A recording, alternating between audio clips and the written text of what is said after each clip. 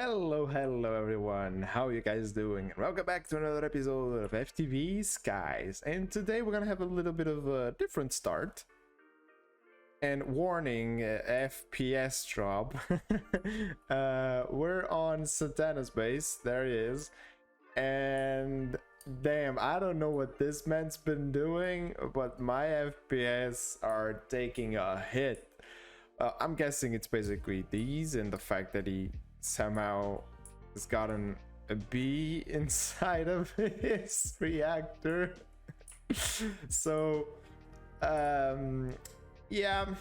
Oh wait, this is a boiler. Yeah, this is a boiler. So he has a bee on his boiler. He has a reactor right here. He has what is this, the fission mecha, the fission reactor? I don't know. He's doing a lot of cool things. I'm out here because he actually just helped me finish one of the quests, the budding crystals, because I believe they changed the recipe of how you got those. Now it's through flame mines. I don't really want to mess with that, so I kind of just asked him and he had some. So yeah, now we got that quest done. We can take a look around though. He actually allowed me to show you guys his base and take a look. What does he even do? Oh, simulation chambers to farm the mob drops. Ooh, that's pretty cool. Okay, so I must remember not to use this code, because damn, he's farming a lot of cool things. And here we have something that I'll most likely do to all of my machines, and this is the item right here, a mega pattern provider. Take a look at this guy. He actually uses a lot more patterns than the ones we're using, and it looks a little bit cleaner, not gonna lie. And he's just been using this, and I think he's also changing how his system works, so most of these things will now be online or offline, like it really depends. He's doing a ton of things here, like I believe he has windmills up there. He has pretty much all of the mechanism machines here, and he must have them, or maybe not have all of them sorted. Yeah, some of those are sorted and ready to go. Reaction chambers, a whole bunch of smelting. Holy Jesus, that's actually a smart way to do this, not gonna lie. It is actually a very smart way to do this. Then he has, of course, the thermal evaporation chambers, and he has a bunch of thermal evaporation chambers. He's been going ham here over on his streams. I'll make sure to leave his link down below so you guys can go and watch him. He has a tree farm, he has some create stuff, he has his sifters going max out power. These guys are also crazy pedestals. Holy Jesus. He has void upgrades, right? Yeah, he has void upgrades, so it's all right. Well, we got our frames back, that's cool, and we have our cool little base over here. Now I kind of feel empty in my base, you know, because he has a lot of things going for him. I have beauty, you know, the base looks cool, but he has a bunch of different items going, just being automated and stuff like that. But with all that said, let's continue with some of the quests, shall we? Now, he helped me get this. Now we need to fill up a mana tablet. I think we should already have the mana for that. We go and check that in a little bit. And we should do a little bit more mana today, because we kind of need to do a lot of things here. Now, one of the things that we need is drenched iron ingots, which I believe they come, yeah, with this, with elemental craft. So we need to start on that. We also need pink slime ingots. Now, these are easy. We already have a bunch of pink slime. Now, by having a bunch, we may not have enough. I kind of automated this a little bit, but as you can see, our farm up there is not as fast as we would love it to be, because we have 9 pink slime ingots. So we have to improve on our mob farm as well. Then the next step will be elementium ingots. Well, that just literally means botania, so we gotta go and do that. And the last thing is insightful crystals, which can just be crafted. Okay, I mean, you do need to craft this, which you can just enchant honey bottles. Well, that's pretty easy, right? Yeah, it's pretty easy if you can just enchant honey bottles. So that costs levels. So we might need to look into other ways of automating this. Oh, Would you look at that? We can automate a bee. So hopefully we can get a bee done today as well. But of course, it wouldn't be one of my videos without immediately finding a problem. Well, basically, to start off this video, we wanted to do a lot of things, and well, the game is kind of trolling us right now. Yep, because we really do not have the power generation to handle everything. We can handle everything we have so far, but we can't really handle a lot of more machines. So that means we need a bunch of power. And if you go into our quest lines over here, we can literally go into the powering up section, and it will tell you what kind of progression of power you can possibly aim. Now we are here in the gas burning generator tier, which means the next tier for us is a big reactor.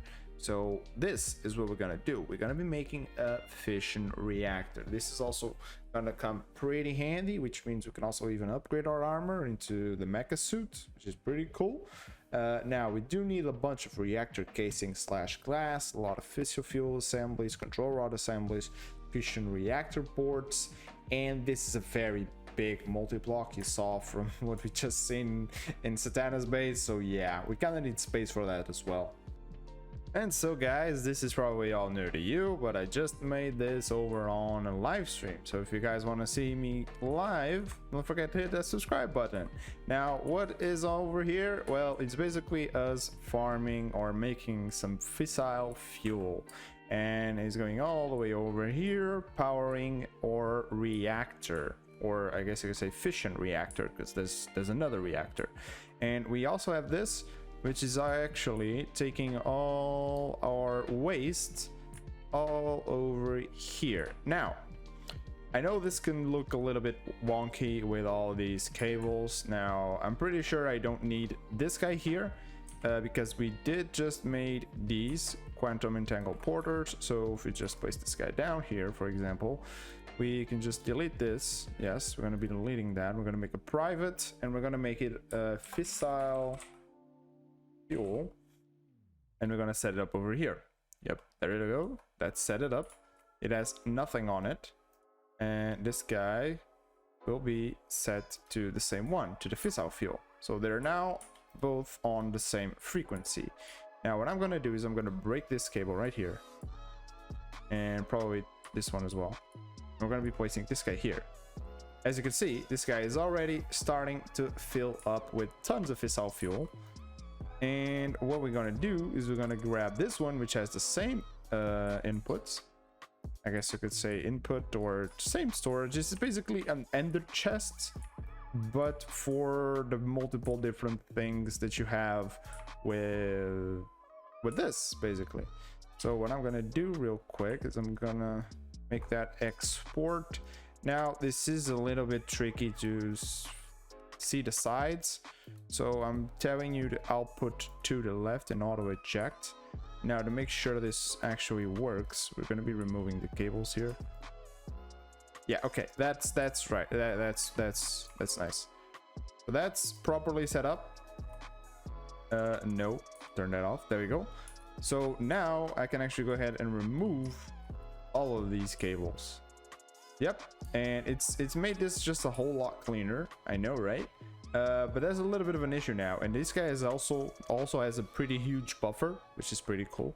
But the other issue is this one, the waste. Now the waste, we can't use these entangled porters because they do not handle radioactive stuff. But luckily for us, they may just be a way out. Now, if you look for I think it was radioactive, or I guess you can go for chemical as well. No, okay, so we gotta go into the cells. This is the one I'm talking about. We can actually make a mega cell for radioactive components. This guy takes a 256 ME storage plus a singularity plus a waste barrel, and it together gives me this, which I can then turn into a chemical cell. Now the chemical cell only has 256 bytes used. I don't think it can actually be upgraded, but I do believe this will handle nuclear waste. This is what I'm hoping for, that it can actually handle nuclear waste, so we can probably use this setup temporarily to get us a bunch of nuclear waste, so we can then turn into plutonium, and with plutonium we can make polonium pellets and HEPE sheets, and then we can actually make a bunch of these. So hopefully we can set that up. But of course this still doesn't fix our power situation, which means we gotta make another big thing, which is going to be the turbine. So let's go ahead and also automate the creation of the turbine, because you know it's never too much to have your computer make everything you could possibly ever need, so might as well, right? Though there is a couple different items that we're going to need. So if you type turbine, you'll need all these 5, but if you actually go into mechanism, there's a couple extra ones that you're going to need. And these extra blocks are going to be the pressure dispersers, the electromagnetic coils, and the rotational complex. Now the rotational complex, you're not gonna need a lot of them. The other ones you probably are gonna need tons of. So let's just fill this guy all the way up with these things, and we are probably just gonna put it on the other side, just right over here. So what I'm gonna do is I'm going to get more quantum entangled porters, because I made a couple of those over on the stream, and we're gonna grab 2, and this is what I'm actually gonna be using right over here.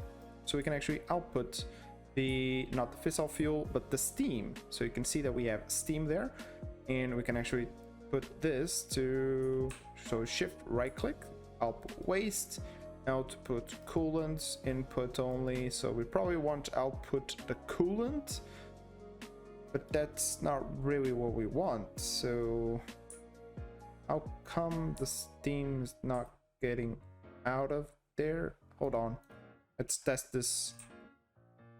So we have nothing here.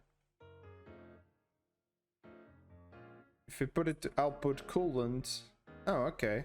So I don't know why it's called coolant, because steam is hot. So yeah, the steam is hot. So which means we're gonna create another one, and this one is hopefully gonna be steam. Hopefully, because I really hope that this is actually gonna work. Oh, it is actually working. There we go. So we have steam coming over here, which means we're gonna go over onto this side, and we're gonna make the turbine. Now the turbine probably will have a different shape than this one. Let's see. Oh, and yeah, by the way, I'm not gonna pretend that I know every single one of these things by head. What you're basically gonna do is you go over here, go into the turbine part, and basically click this little ponder, and it will show you a video. Perfect example of how you should make a turbine. And basically that's all I'm doing. I'm just rearranging the proportions to what I have. So now if we pull all of this all the way up here, yep, and we now have pressure dispersers, coils. All I need to do is just fill the rest with coils, and we're probably gonna make a second layer of coils, and then we put vents all around it, and then we seal it off. And just like that, the turbine formed. Now, of course, we do need to give it some inputs. That's where this guy is gonna come in. The pressurized tube is gonna come in. Now, we may actually just upgrade these tubes a little bit so that they can actually give us a little bit of a better flow of steam in and outside of the thing. So there we go. We got one of these really good ones. And we're gonna do the same here. So you have a lot of steam being exported out of here really fast. There you go. It has up to 1,000. Is that 1,000 or 1,000,000? I think it's like a million millibuckets. That's a lot of millibuckets. And if we can actually delete this one because we haven't been using that, and we go into steam. Now this guy has steam. Just need to tell him, well, push steam out of there. And we may need to configure the port. I don't even know if we need to configure the ports. We may just need to configure this little dude. So if we place him forward, we have to tell him, well, gases on the top is output, and you auto output, and there it goes. There it goes. We have steam and is now producing us energy. Now this is gonna be really great. Of course, it just ran out of steam, which means this guy just ran out of power, though we did just make like 20 million super quickly. That was really crazy how fast it did. But now we just need to turn this guy on, and we turn it on. Of course, it's still at the minimum. It's still at the minimum speed. We do have enough fissile fuel to increase his speed. Now you can see the size difference. That guy is way bigger. He needs to be way bigger. But this will probably not even be noticeable. Yeah, you can see it slowly rotates. It's not even that crazy of a speed. It is gaining steam, so that's good for us, that it's gaining steam. But in order to make it go faster, we can just increase this guy's speed in terms of burn rate. Now he's burning at 0.1 millibuckets per tick. That's all right. So let's try and tell him do 0.5 per tick. And what happens? Because we really need to be very, very careful with this. We do not want water to just disappear. We need to have this guy completely filled with water so we can keep pumping in and pumping out some steam to this guy. So yeah, you can see it's a little bit faster now, and it's already going a little bit faster in terms of power as well. Can we see how much he's making? He's making 20,000 per tick. That's not too much, is it? The temperature is pretty stable, so can we increase this to a 1 millibucket per tick? Water stable. Yeah, we do still have enough water. The pipes here, are they draining? No, they're the same. Yeah, they are the same, so that's really good to see. Okay, and what about here? Steam's increasing, our power's increasing. We're now up to 40,000 per tick, so that's also pretty good. But this is where something can happen and, well, kind of make you go boom boom if you don't do this. Now you do need to toggle dumping excess. What this is doing is it will dump the excess of steam or energy, one of those. I don't remember which one it is. And what that is gonna do is that it basically means that this guy will always be running, and this guy must always be running because you don't want him to stop. You just want him to keep getting faster and faster and faster, so you never run out of power. Because if this guy stops spinning because it's completely filled or something like that, then you do not get any power out of him, so that's kind of bad. Which means if we go ahead and we grab ourselves a plug, oh, we have one right here, that's perfect, and you just slap it over here. This will now be powering our entire system, which is really, really good. This is a huge relief, but then of course you can see we're also increasing our waste production like crazy. Yep. So we do already have 2,000 millibuckets, or 2 buckets worth of waste here. So the next step is handling the waste. So in order to progress a little bit further, I made myself a pressurized reaction chamber, which is going to be using some of this ethylene. Not hydrogen, it needs to be ethylene, and it also needs oxygen. So we do have this guy right here. This is probably the best option we have. So this is a basic pressurized tube. Let's go ahead and replace this guy with this. Yep, and then put that guy there, which means this guy has ethylene, and I think that's what we need. Oh no, we need to make it liquid. Oh, so we need a concentrating. Whoops. Okay, let me guess that this guy is actually gonna have, yeah. This is one of the things that I really don't like about this. because he's gonna keep this, and there's no way of me actually doing anything with that. I mean, I guess there is. You can put liquid experience, seed oil, or water.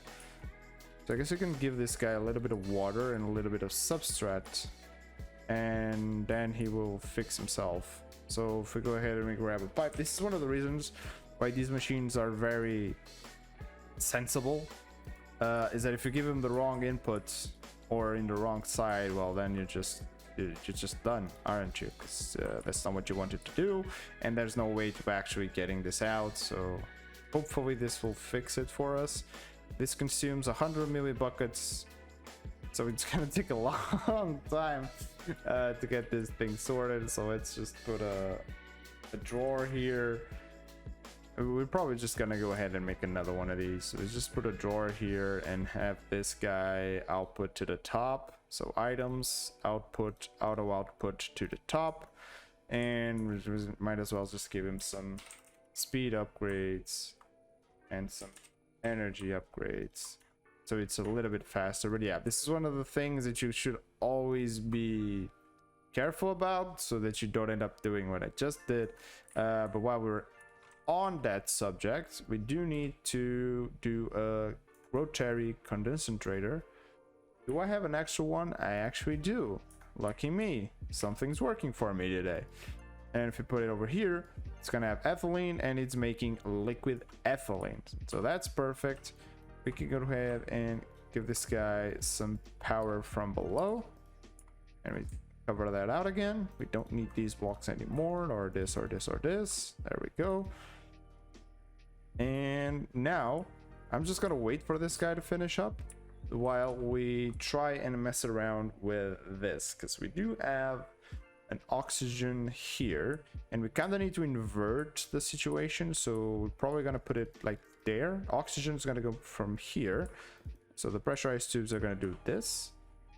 So we do need to go into the gases. Let me break that real quick before we do a boo-boo again. And we have the output 2 on the left. There you go. Now the oxygen is gonna come here. This guy actually, now since there's a liquid, it kind of needs a pipe. So the pipe's gonna go there. So the machine will stay right there, which is also pretty good. But then we need to give it this. We need to give it subtract, which is gonna be using an item, logistical transporter, which we need to make more. Okay. How the hell did you spawn inside of my computer? And the worst part is, he doesn't even have traits. Yeah, that computer should be burning him alive, because I just upgraded our downstairs part to have multiple more pattern providers. Yes, this is how we're gonna have it, and I'm actually going to rearrange the rest of this room. Probably also get this mess sorted into these guys as well, because we don't really need that many molecular assemblers, I'm imagining. Yeah, so I'm just gonna put all those patterns back into these ones, so it looks a lot less cluttered. We're gonna rearrange all the mechanism machines over here, and including this one, and we're gonna make more co-processing units so we can have a little bit more machinery going on. So, do you know how we also have these processing patterns? Well, there's actually some mega pattern providers, and these guys only work for processing patterns, which means all of these machines require processing patterns. And what I'm gonna do is I'm actually gonna remove this temporarily, because I want to make much more, like a lot more smelters, I'd say, alongside with, I think, 2 more of these guys. Those would be cool. Ideally we would have 2, 3, 4 different ones, 5, possibly 7 different ones,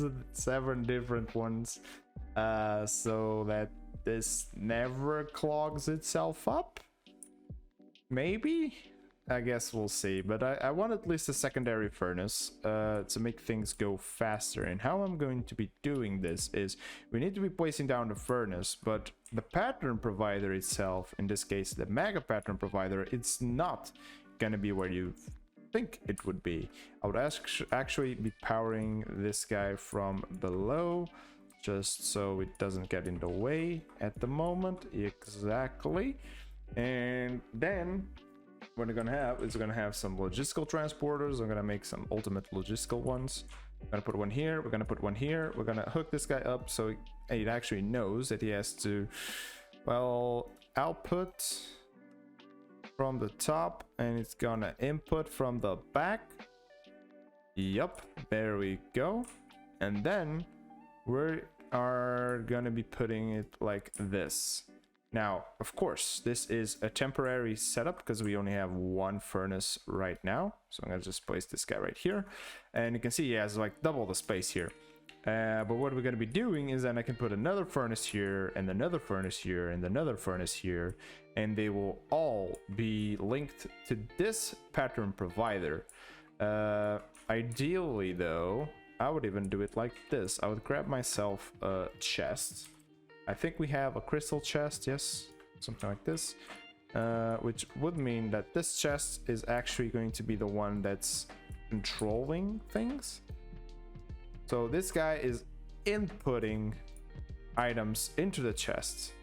So we can test this out right now, basically. If we just link him like this, he's online, as you can see. So let's ask him to make me some terracotta.